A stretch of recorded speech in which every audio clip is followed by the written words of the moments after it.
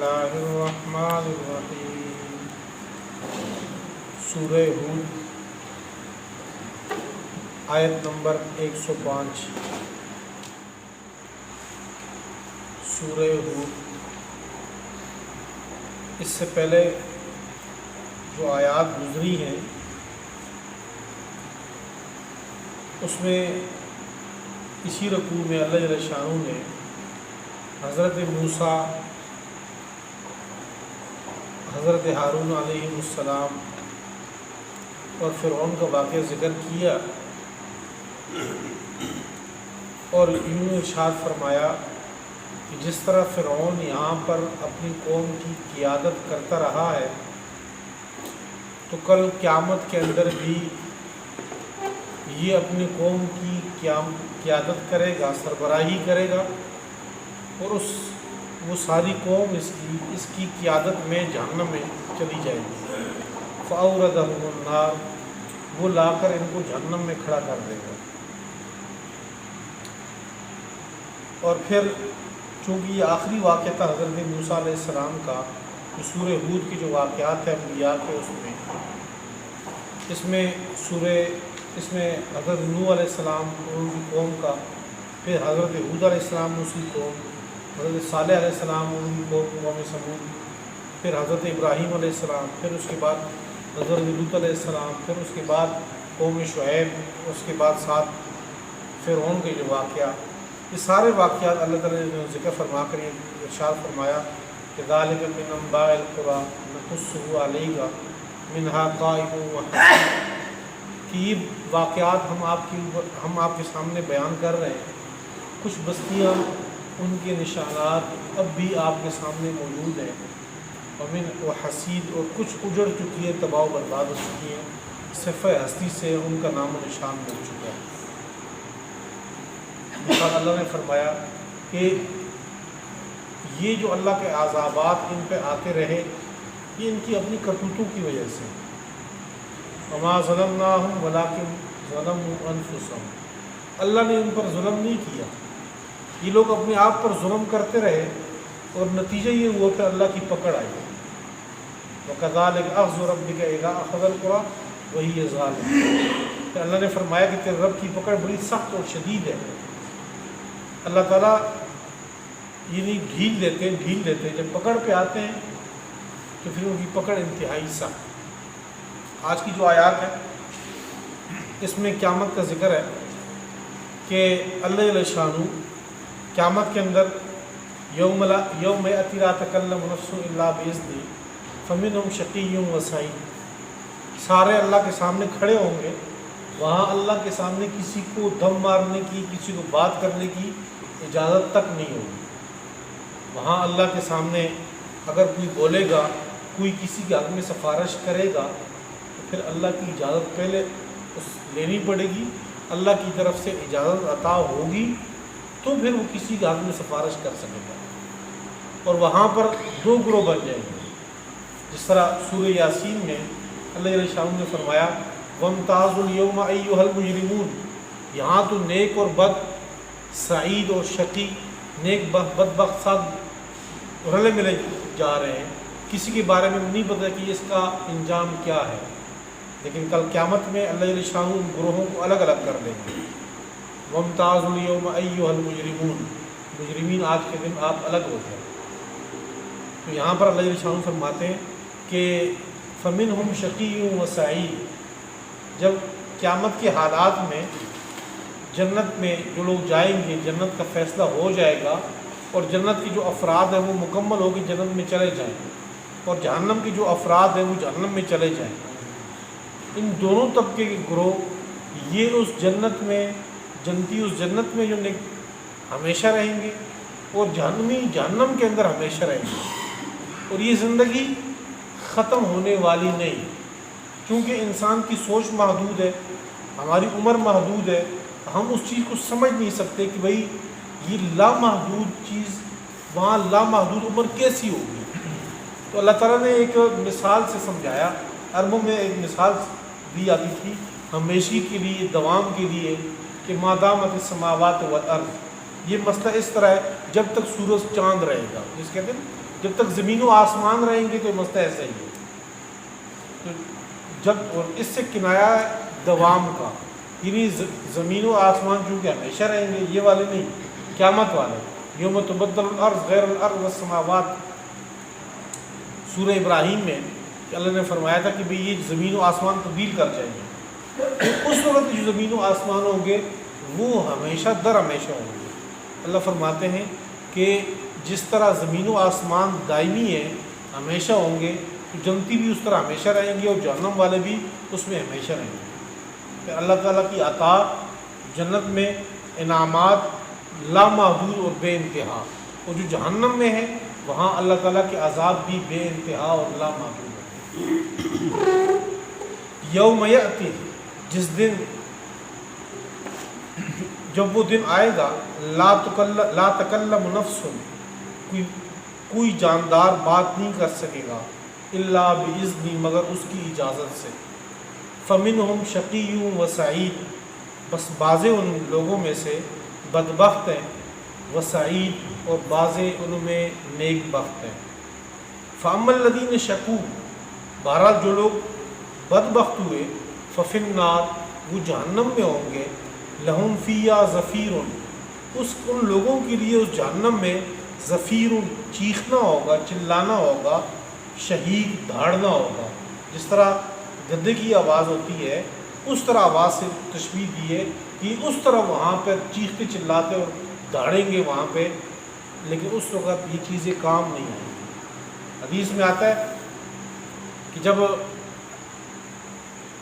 انسان کے ماں کی رحم میں جب بچے کی روح آتی ہے تو روح کے ساتھ فرشتے 4 چیزوں کا فیصلہ اسی وقت کر لیتے ہیں. ان 4 چیزوں میں اس میں ایک نیک بخت ہونا یا بد بخت ہونا یہ اس وقت لکھا جاتا ہے. اس کا فیصلہ اسی وقت کر دیا کہ بھئی اس کے اعمال کیسے ہوں گے. چونکہ اللہ تعالیٰ کے لیے ماضی، حال اور استقبال سارے زمانے برابر ہیں. یہ ہم لوگوں کے لیے ایک زمانہ ماضی ہے، ایک حال اور ایک آگے استقبال ہے. اللہ تو آخرت تک جانتے ہیں کہ بھئی آخر اس کا انجام کیا ہے. تو وہ ہمارے اپنے اعمال پر ڈیپینڈ کر رہا ہے، ہمارے اعمال کہاں جا رہے ہیں. تو اللہ تعالیٰ شروع سے اس کا فیصلہ کر دیتے ہیں بھئی اس نے جانا کیا ہے، کہاں پہ ہے. پھر اللہ تعالیٰ بندے کو اختیار دے دیتے ہیں.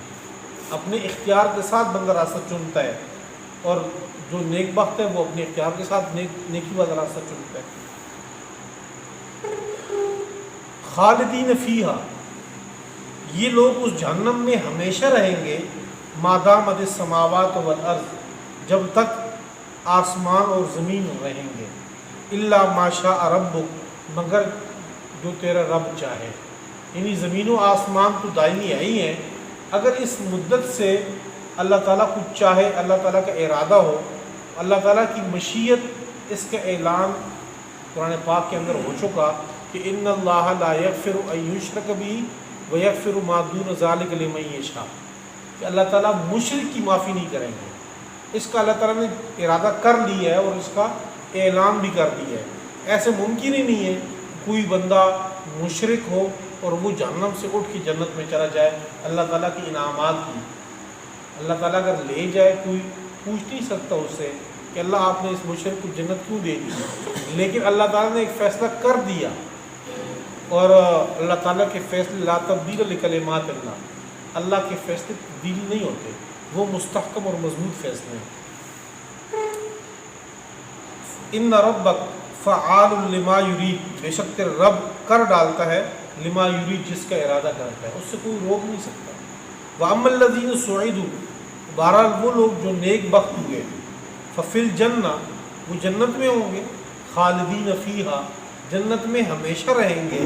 ما دامت السماوات والارض، جب تک آسمان اور زمین رہیں گے. الا ما شاء ربک، مگر جو تیرا رب چاہے.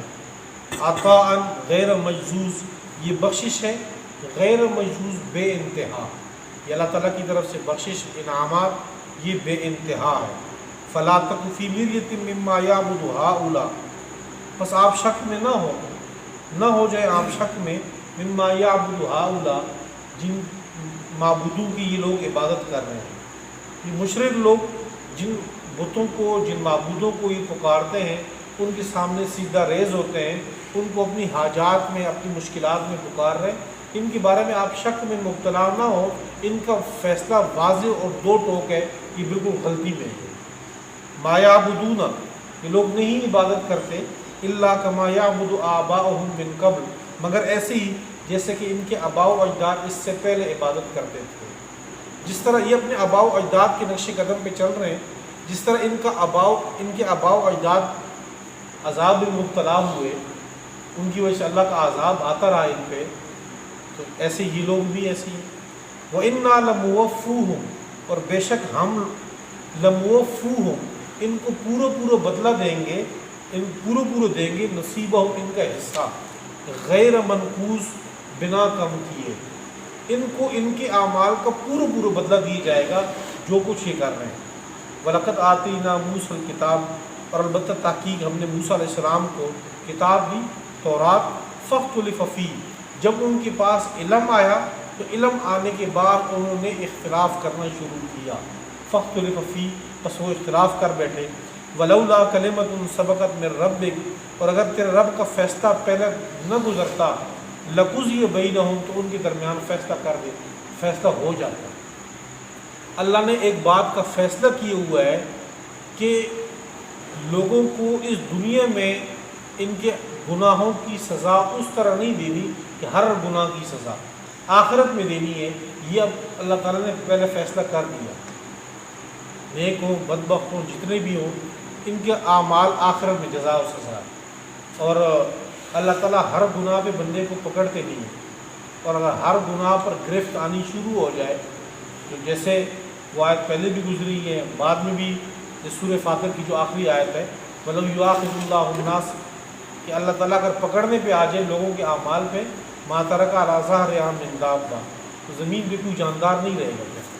یہ اللہ تعالیٰ نے فیصلہ کر دیا ہے کہ ان سب کو ہلاک نہیں کرنا، ہر گناہ کی سزا اب نہیں ہے، بعد میں ملے گی۔ وَإِنَّهُمْ لَفِي شَكٍّ، اور بے شک یہ لوگ لفی شک منہ، اس عذاب کے بارے میں شک میں ہیں، مریب، تردد میں، یعنی شک در شک میں مبتلا ہے۔ وَإِنَّ كُلًّا لَمَّا لَيُوَفِّيَنَّهُمْ رَبُّكَ أَعْمَالَهُمْ، وَإِنَّ كُلًّا، اور بے شک ان میں سے ہر ایک، لمّا، جب وقت ہوگا، وقت آئے گا، لَيُوَفِّيَنَّهُمْ رَبُّكَ أَعْمَالَهُم، تو تیرے رب ان کو پورا عمل کا بدلہ دے گا۔ إِنَّهُ بِمَا يَعْمَلُونَ خَبِيرٌ، بے شک وہ اللہ بما یعملون، جو یہ عمل کر رہے ہیں، خبیر، خوب خبر رکھتے ہیں، بہت باخبر ہے ان سے جو یہ اعمال کر رہے ہیں۔ سورہ آل عمران کے اندر اللہ جل شانہ نے نیک بخت اور بد بخت کی تھوڑی سی مثال بھی ذکر کی۔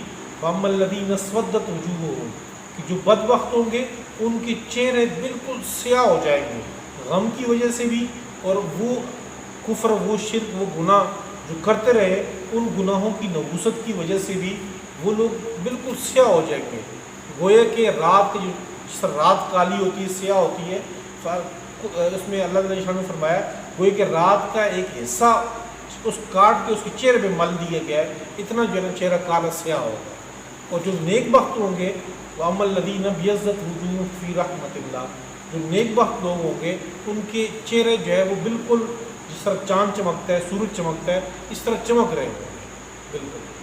اور حدیث میں آتا ہے کہ آپ صلی اللہ علیہ وسلم کے ارشاد کا مفہوم ہے کہ میں اپنی امت کو ان کے وضو کی جو اعضاء ہے اس کی وجہ سے پہچان لوں گا۔